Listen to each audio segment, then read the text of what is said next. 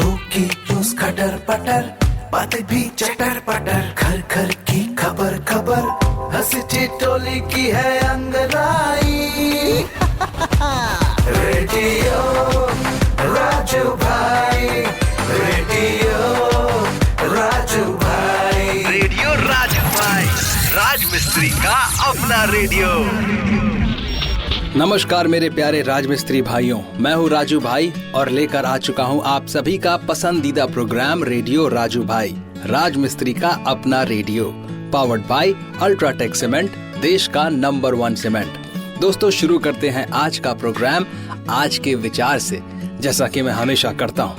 रहीम जी कहते हैं कि जो रहीम उत्तम प्रकृति का करी सकत कुसंग, चंदन विष व्यापे नहीं लिपटे रहत भुजंग।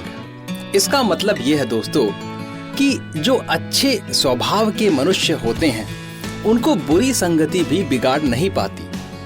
जैसे कि जहरीले सांप चंदन के वृक्ष से लिपटे रहने पर भी उस चंदन के वृक्ष पर सांप के जहर का कोई असर नहीं होता। चंदन का वृक्ष सांप के लिपटे रहने के बावजूद भी उतना ही शुद्ध रहता है जितना कि वो शुरुआती दौर से शुद्ध था। जो उत्तम प्रकृति के लोग होते हैं वो भी अपनी शुद्धता को बचा के रखते हैं।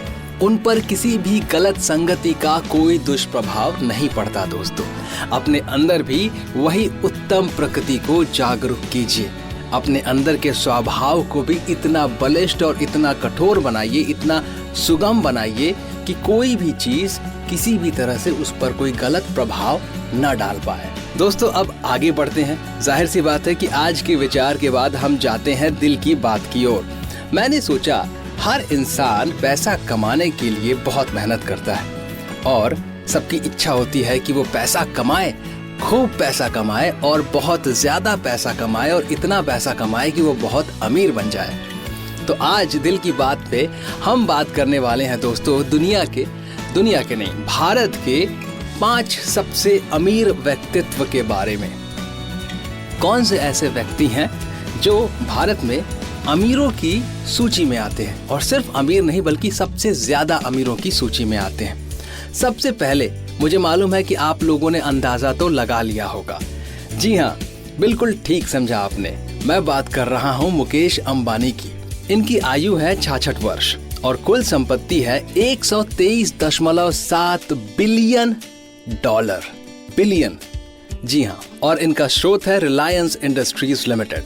66 वर्ष की उम्र में मुकेश अंबानी की कुल संपत्ति $110.9 बिलियन से ऊपर है, जो उन्हें भारत की संपत्ति के पदानुक्रम में शीर्ष पर रखती है।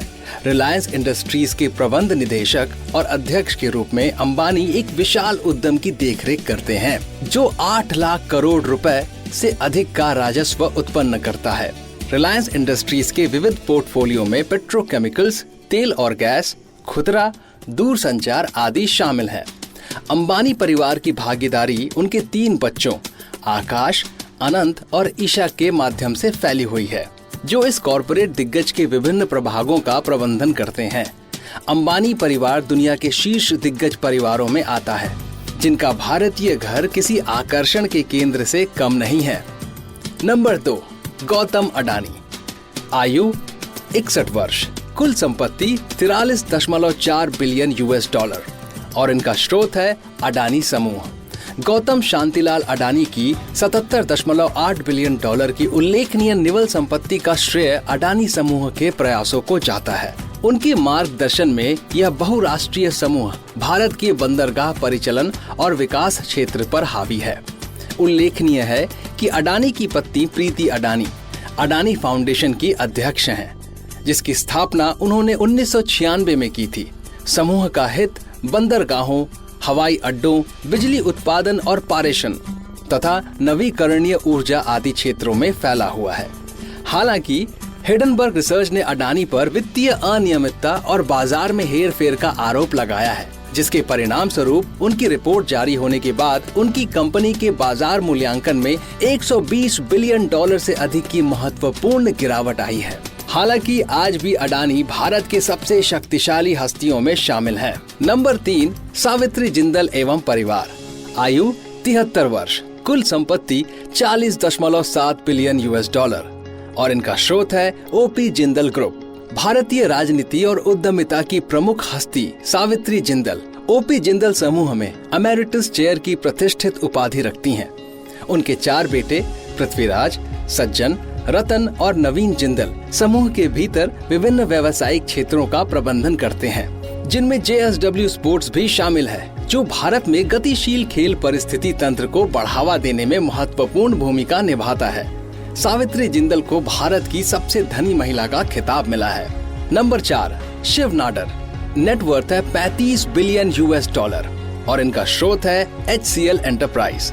शिव नाडर की उल्लेखनीय संपत्ति जो कुल 30.7 बिलियन $, है का श्रेय मुख्य रूप से HCL के स्वामित्व को जाता है। कंपनी ने IT क्षेत्र में अपने महत्वपूर्ण योगदान के लिए प्रशंसा अर्जित की है तथा सिस्को, माइक्रोसॉफ्ट और बोइंग जैसे प्रतिष्ठित ग्राहकों को सेवाएं प्रदान की है। 2008 में भारत सरकार ने नादर को उनके उत्कृष्ट योगदान को स्वीकार करते हुए देश के तीसरे सर्वोच्च नागरिक पुरस्कार पद्म भूषण से सम्मानित किया था। अपनी व्यावसायिक कुशलता के अलावा नादर को एक समर्पित परोपकारी व्यक्ति के रूप में भी जाना जाता है। यही वजह है कि समाज में उन्हें बहुत ही आदर प्राप्त है। नंबर 5, दिलीप सांघवी। आयु 67 वर्ष। नेटवर्थ 26 बिलियन $, स्रोत सन फार्मास्यूटिकल्स।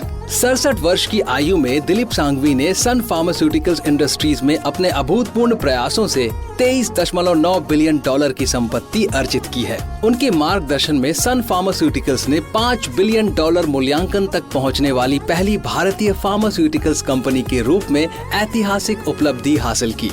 सांघवी की विकास यात्रा में 2014 में रैनबैक्सी लैबोरेटरीज का $4 बिलियन में महत्वपूर्ण अधिग्रहण शामिल था, जो कंपनी के विकास के लिए एक परिवर्तनकारी कदम था। नंबर 6, कुमार बिरला। आयु 57 वर्ष। नेटवर्थ 24 बिलियन $, स्रोत आदित्य बिरला समूह। कमोडिटी उद्योग में एक प्रसिद्ध व्यक्ति कुमार बिरला आदित्य बिरला समूह का नेतृत्व करते हैं, जो एल्यूमीनियम, सीमेंट, वित्तीय सेवाओं आदि में रुचि रखने वाला एक विविध समूह है। उल्लेखनीय है कि बिरला इससे पहले प्रमुख दूरसंचार कंपनी वोडाफोन आइडिया के गैर कार्यकारी अध्यक्ष के रूप में कार्यरत थे, लेकिन कंपनी के बढ़ते कर्ज के कारण उन्होंने 2021 में इस्तीफा दे दिया था। हालांकि हाल ही में बिरला को वोडाफोन आइडिया के गैर कार्यकारी निदेशक के रूप में फिर से नियुक्त किया गया है, जो कि कंपनी के ऐतिहासिक 18,000 करोड़ के FPO के साथ मेल खाता है, जो भारत के इतिहास में सबसे बड़ा है। यह मील का पत्थर वोडाफोन आइडिया के लिए एक महत्वपूर्ण मोड़ है, जिसे वोडाफोन आइडिया 2.0 कहा जाता है, जो नेटवर्क संवर्धन और 5G तैनाती पर केंद्रित है। तो दोस्तों, ये थे 6 भारत के ऐसे व्यक्ति जो बहुत बहुत बहुत कामयाब और बहुत अमीर हैं।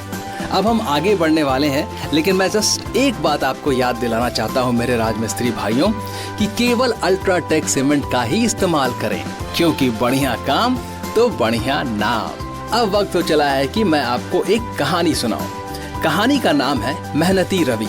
मेहनती रवि एक साधारण परिवार में रहता था। उसके पिताजी किसान थे और माँ घर का काम करती थी। रवि का एक छोटा भाई और एक बहन भी थी। रवि बचपन से ही मेहनती था। वह सुबह जल्दी उठकर काम में जुट जाता था। रवि का मानना था कि मेहनत से ही सफलता मिलती है। रवि अपने घर वालों को हमेशा समय से काम करने और मेहनत करने के लिए कहता था, लेकिन कोई उसकी बात नहीं मानता था। उसके पिताजी काम पर देर से जाते थे और खेतों में ज्यादा मेहनत नहीं करते थे। उसकी माँ भी घर के कामों में लापरवाह रहती थी। भाई बहन भी पढ़ाई में ध्यान नहीं देते थे और दिन भर खेलते रहते थे। रवि को यह सब देखकर बहुत दुख होता था। वह चाहता था कि उसका परिवार भी उसी तरह मेहनत करे जैसे वह करता था, लेकिन कोई उसकी बात सुनने को तैयार नहीं था। एक दिन रवि ने फैसला लिया कि वह अब घर नहीं रहेगा। वो कहीं दूर जाकर अपनी किस्मत आजमाएगा। उसने अपने माता पिता से आशीर्वाद लिया और शहर की ओर चल पड़ा। शहर में रवि को बहुत मुश्किलें आई। उसे रहने के लिए जगह नहीं मिली और उसे भूखे प्यासे रात बितानी पड़ी। लेकिन रवि ने हार नहीं मानी। वह रोज लोगों से मिलता और काम मांगता। एक दिन वह काम की तलाश में घूम रहा था तो देखा एक व्यक्ति पसीने से लथपथ काफी परेशान है। रवि उसके पास गया और पूछा, आप काफी परेशान हैं, क्या बात है? वह कुछ बोल नहीं पा रहे थे।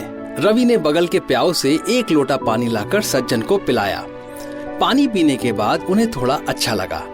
उन्होंने मुंह पोंछते हुए कहा, मुझे कुछ बीमारियां हैं, इसलिए मैं ज्यादा शारीरिक काम नहीं कर पाता। इस शहर की एक प्रसिद्ध ड्राई फ्रूट की दुकान मेरी है।